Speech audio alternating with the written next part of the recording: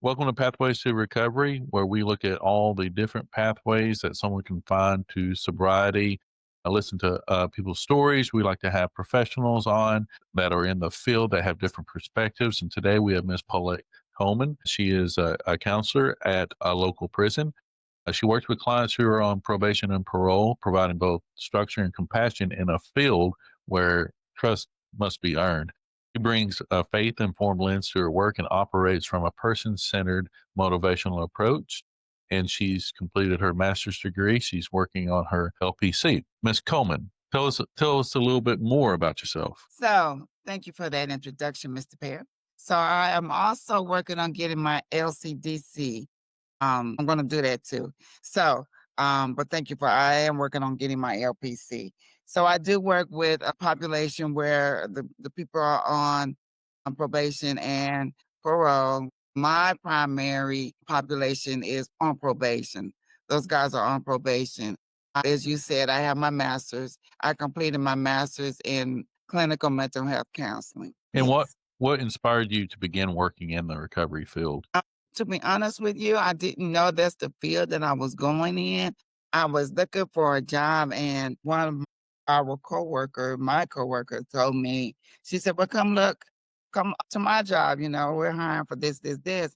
And so I'm thinking I was going to be a counselor at a treatment facility, which is the treatment facility. It is a treatment facility, but the population in that treatment facility are the people on probation. But I'm glad that I came there because I do get to feed into those guys and those females sometimes, and give them a little hope, a little encouragement every day that I'm in there. So I like that field. Not that I was looking to be in that field, but I love it now. I love the work I do. How did your own life or background shape your desire to support other people in recovery? So my background is I just love helping people, and to help people just as a to be honest, as a counselor, I've been doing it most of my life free. My friends come to me for advice, my family come to me, for spiritual advice, for personal advice, for emotional advice. And so I've been doing it for free. And so when she asked me to come and do this now, to start working there and get paid for it. Um, I guess that made it better. I guess now I can get paid for giving people advice and Oh, uh, counseling. yeah, it's truly an honor and a privilege to be able to not just do what you love, but also it support you in that way as well. What do you enjoy most about working with clients who are on probation or parole? Well, I look at it like this, and this is in all honesty. I look at it as these are the least of these. These people are the least of these. I lost you, Miss Coleman. Didn't quite land on her feet like there she is. Yeah, I'm sorry. I'm so sorry. It's all right. I'd asked you, what do you enjoy most about working with clients on probation or parole? You had mentioned that these clients are the least of these. What does that mean? So in a Christian environment, and in the Bible, the least of these in the Bible it says that those that are broken, those that are maybe they don't have a job, or maybe they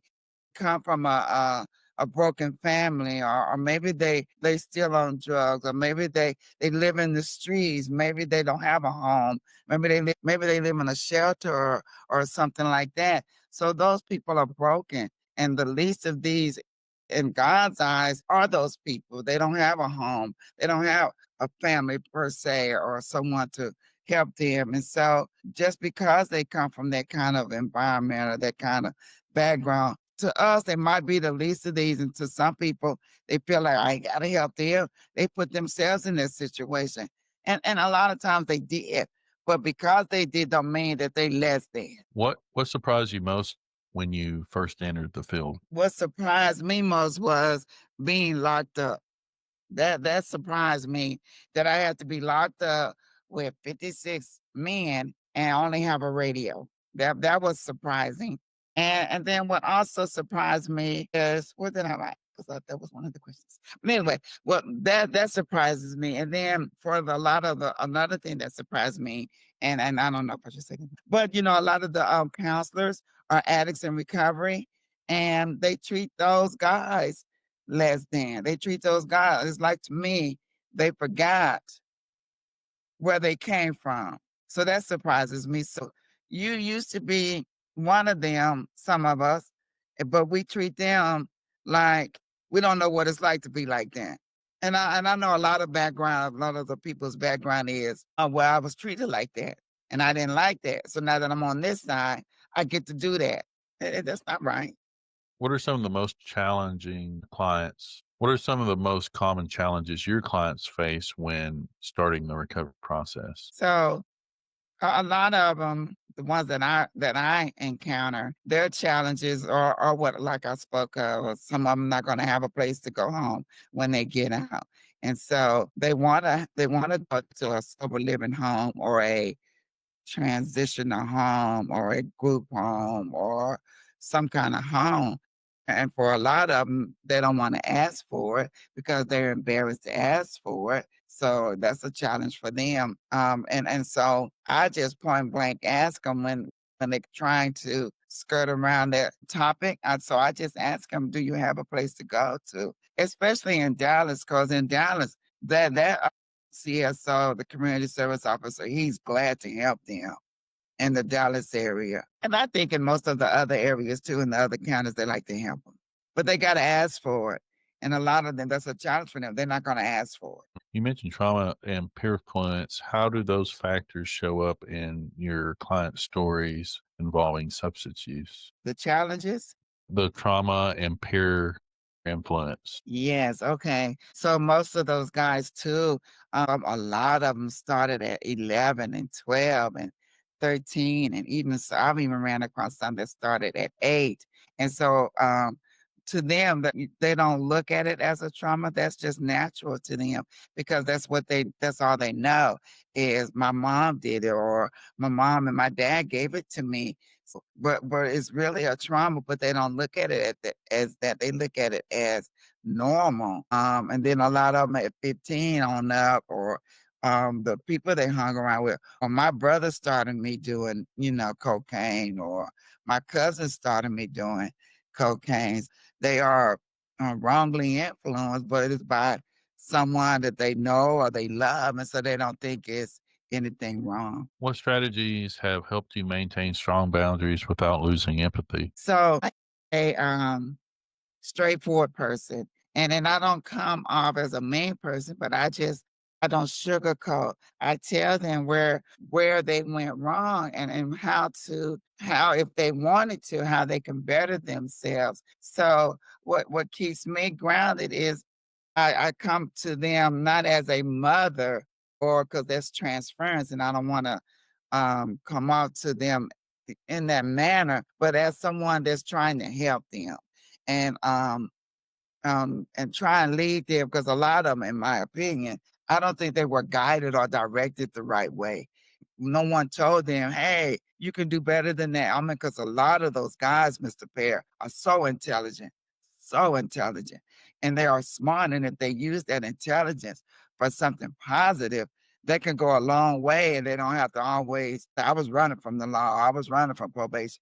You don't have to do that if you use your intelligence for something positive, something help. How do you handle resistance or shutdown moments in group settings? So resistance, I can handle resistance better, I think, than when someone's shut down.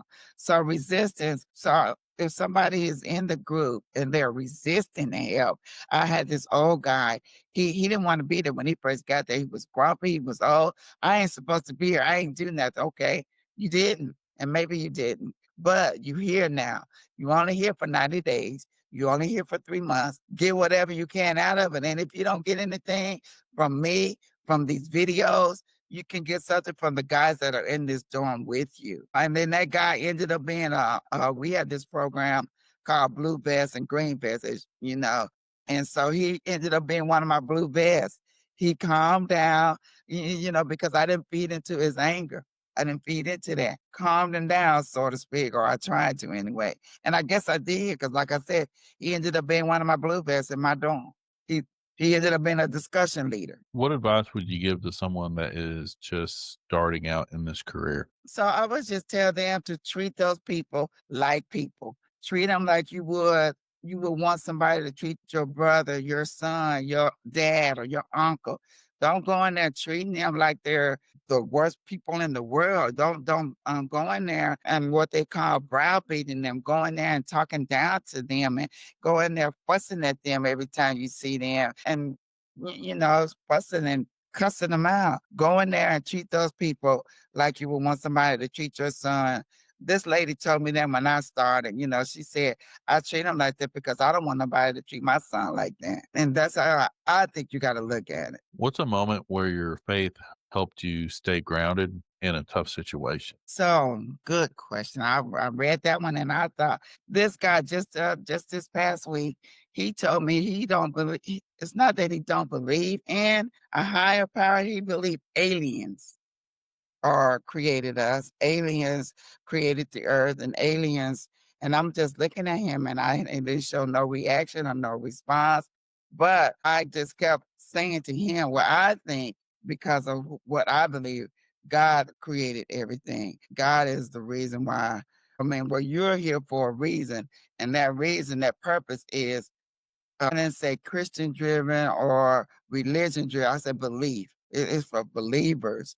So I'm not knocking what he believed because that's not why I'm there for. I'm a substance abuse counselor and so and I'm not there to um, try and persuade anyone to believe in God. But that's my belief, and I just told him my belief. How do you integrate motivational interviewing with clients who may feel stuck or ambivalent? Yes. So motivational interviewing, what I try to do is because motivational interviewing is trying to help them to motivate them to see something better in life, to help them see something better in themselves as well as in life.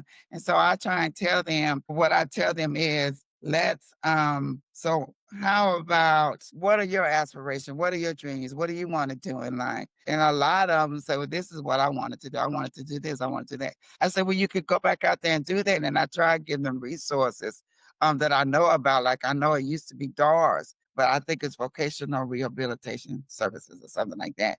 So I tell them, you can go out there and those entities will help you. They'll give you money. They'll help you pay to get your business on the ground. They help you go back to school.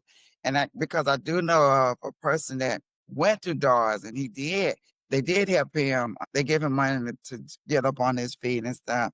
And so I try and let them know that this life, you don't have to live this life. You could make money honestly and make something of yourself. What have your clients taught you about healing? My gosh, this one guy, he another guy came there and I told him I was going to tell him the story, but I'm not going to use his name. But he came there and he was grumpy and angry, so bitter when he got there. And he thought the program was trash. But he became the senior coordinator in one of my dorms. And he told his story. His story was he became an alcoholic or something. And he had an accident. And while he was in the hospital, his wife and his brother were there to see him and they started consoling each other and then they started dating. And so he got a divorce and then she ended up marrying his brother. But him being there in our facility has helped him to overcome that hurt and that frustration and that anger. And he's channeling now into culinary because there's a video on there that teaches them how to cook and or something about cooking on there. So now he wants to get into cooking. So for him, that's healing. Cooking is going to help him to heal that hurt, that pain, that frustration that he had when he came in there. How do you help someone who feels shame or failure from relapsing? So our recidivism is so high. So when the guys come back, just because they'll recognize me before I do them. And they'll say, Miss Coleman, I'm back. And I'm like, "Oh, okay, so what happened?" And they'll tell me, I say, well, that's okay. Maybe, this time you'll get something out of the program and you will go back out there and you won't come back. But, and hopefully this time you'll get something. I don't know what you didn't get the last time, but hopefully this time you'll get something because a lot of them come back and it's not like when they were here before, they didn't have all these videos. We talk for 4 hours a day, and now we only teach two, and the rest of the day is full of videos. And so I tell them, get what you can out of the videos, and maybe next time, this time you won't come back. I don't shame them or make them feel bad about relapsing or make them feel bad about coming back. Life is life. What's one thing that you wish that every client could believe about themselves? Could believe about themselves. That's a hard question. I mean, because these are all different walks of life, and a lot of these people feel so. A lot of them don't feel down, don't feel low, don't feel bad about themselves. They just make bad decisions because they feel so high about themselves. They feel like they're not going to get caught.